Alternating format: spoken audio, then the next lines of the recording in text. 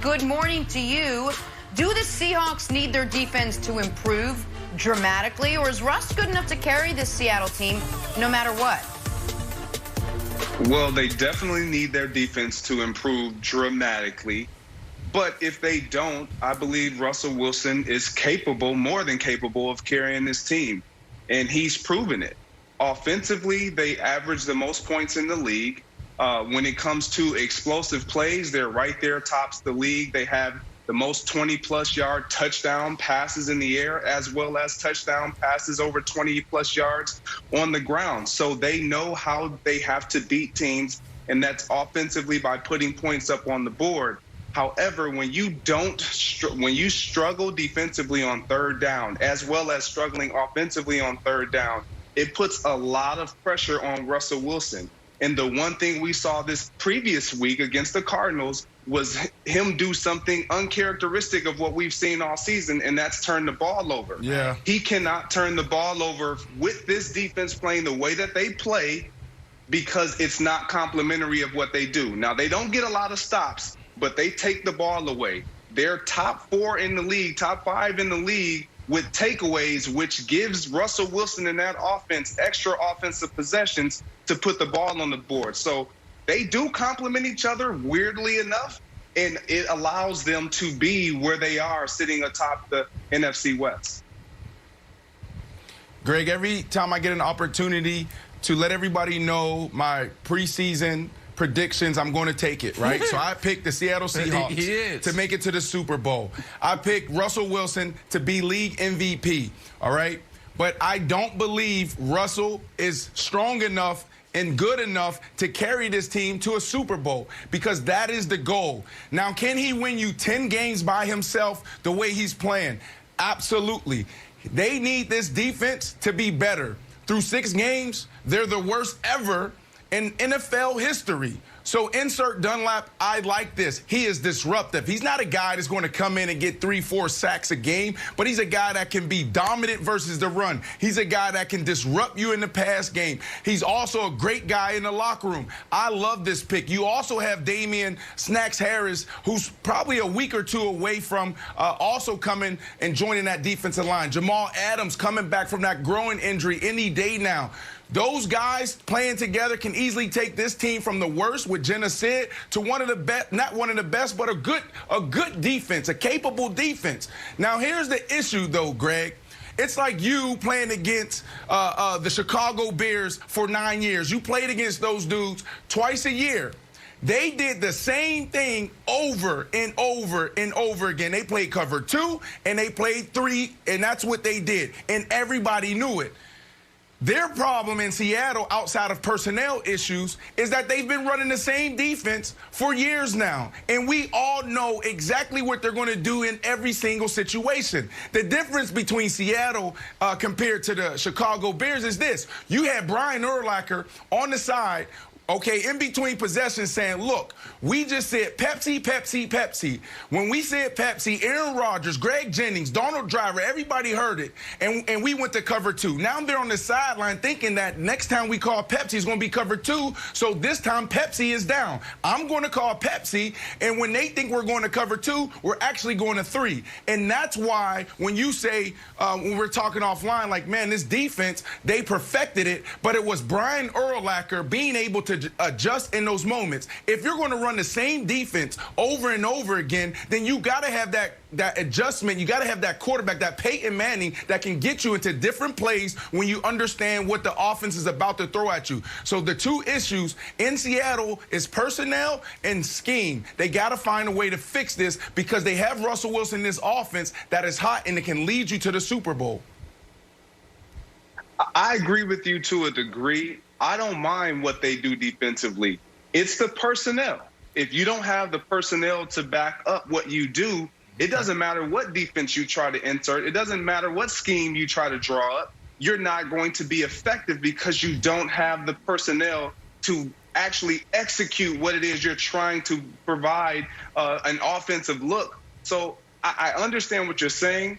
I agree to it to a degree, not fully. The Chicago Bears had personnel across the board at all 3 levels who understood how to do their job. And I think with the acquisition of Dunlap, he's going to apply the pressure. He's going to get in the face of the quarterback. He's going to allow Shaquille Griffin and all those guys to be able to cover a little longer. Bobby Wagner, opportunities to get off of the offensive linemen so that because they're covered up now by defensive linemen. It all plays together, and that's what they're not doing well. But Russell Wilson has been able to put the ball in the end zone, and quite frankly, with this being the #1 point scored ever in the history of the National Football League in 2020, that's all that matters. Put the ball in the end zone. So, listen, everyone loves how Russ is playing, and I want to give Brandon credit for believing that Pete Carroll was finally this year going to let him cook and let him show the whole world that if given the opportunity, he can put up these types of numbers. But I also want to give Wilds credit for continuing to sound the alarm on this defense, because the Seattle Seahawks are 42 inches away from being in last place in their division. 1 yard against New England, 6 inches against Minnesota. And you might say, well, Nick, but they won those games. Fine. Let's just look forward. If they lose Sunday and they're only 3-point favorites, we could walk in here Monday morning and they would be currently on the outside looking in of the expanded playoffs. The margins are not big. As great as the offense has been, they have won. I know they lost a heartbreaker against Arizona, but they've won some very close games leading up to that. And the defense has to get better, Wilds, because we saw for the first time all year, Russell Wilson made some mistakes. And as great as he is, that's not going to be the last time he made mistakes, and they lost.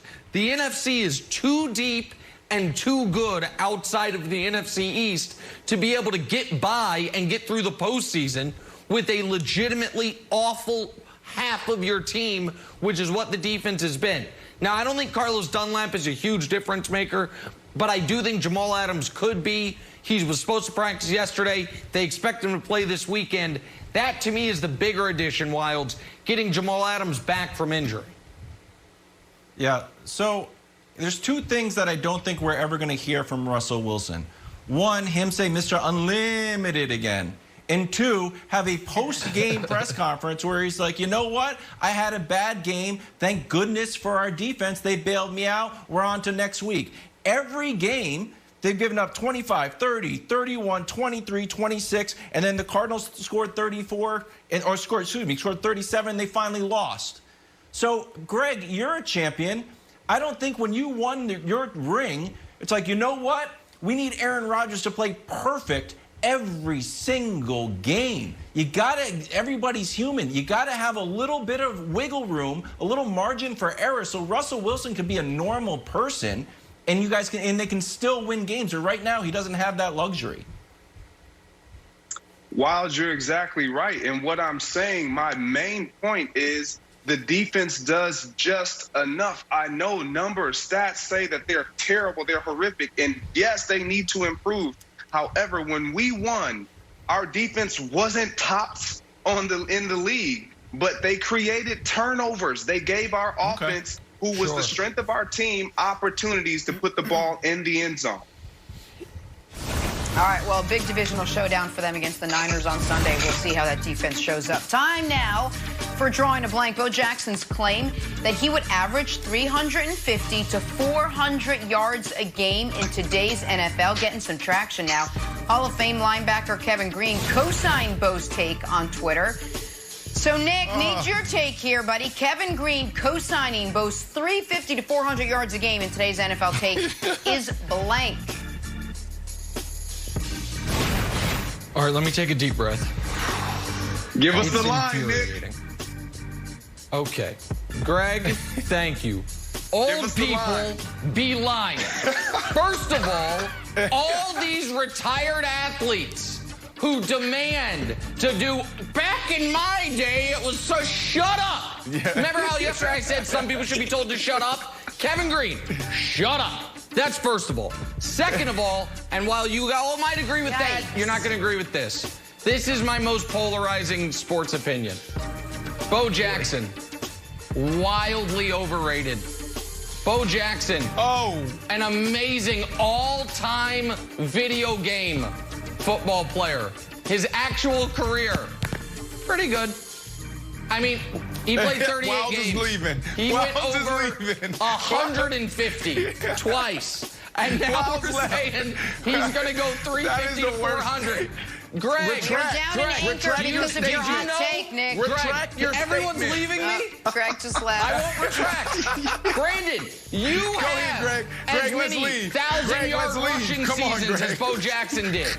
Let's Everyone's go, leaving? Greg. Me and you, Let's All right, buddy. Jenna, it's you and me. Nick. I'm telling you right now. We're down Look 3 up the anchors numbers. because of your ridiculous Bo takes. Jackson. Listen. It's We not can't a lose ridiculous anchors take. like this.